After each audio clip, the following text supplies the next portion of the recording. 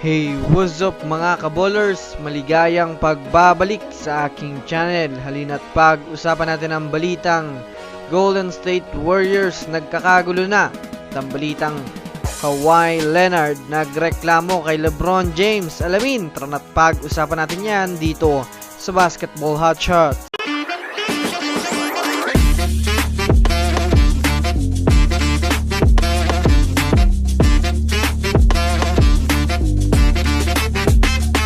Una nga muna tayong dumako mga kaballers sa balitang nagreklamo daw si Kawhi Leonard kay LeBron James. Well, naging maganda nga po mga kaballers ang naging laro ng Lakers at Clippers kanina. Pinatunayan lang nga po mga kaballers ng Lakers na sila talaga ang nagdadala sa Los Angeles.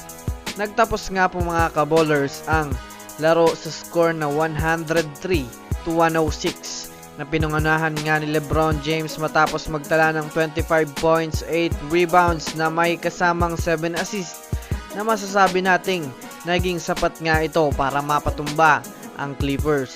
Trending nga po mga kaballers ang ginawang posterized dunk kay Paul George na talaga namang iba ang naging reaksyon ni James Harden. Sa pagkapanalo nga ng Lakers mga kaballers ay dito ay may usap-usapan nga daw na nagrereklamo si Kawhi Leonard kay LeBron James. Ito ay dahil na rin naman sa ginawang pag-lockdown sa kanya ni LBJ na hindi man lang siya nakapagtala ng puntos. Yes mga kaballers, sa buong laro nga po ng Lakers at Clippers ay wala nga pong naitalang score si Kawhi Leonard. Kaya naman mga kaballers, inuulan nga po si LeBron James ng papuri na hindi daw kinakalawang kahit man nga matanda na siya sa liga. Samantala, dumako naman tayo mga kaballers sa balita patungkol sa kupunan ng Golden State Warriors. Hindi nga po mga kaballers naging advantage ng Warriors ang paglaro nila sa mismong sarili nilang home court kontra sa Toronto Raptors.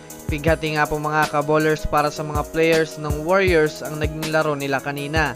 Ito ay dahil na rin naman mga kaballers sa nakakaranas nga po sila ng pambubu sa kanilang mismong home court. Sa nangyaring laro nga po mga kaballers ay hindi man lang nagawang mahabol ng Warriors ang malaking lamang ng Raptors sa kanila.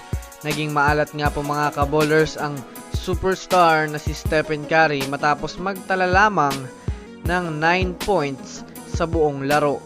Maganda sana mga kaballers ang ipinakitang performance ni Moses Moody at nitong si Klay Thompson, ngunit bigo pa rin sila. Sa ngayon nga po mga kaballers ay nagkakagulo na ang mga fans ng Warriors dahil sa hindi magandang performance ang pinapakita nila ngayon sa taong 2024. Ito ay matapos makakuha ng panalo tapos bigla rin matatalo. Kumbaga mga kaballers ay hindi na nila magawa ang kanilang sunod-sunod na panalo, hindi katulad nung nagsisimula pa lang ang season na ito.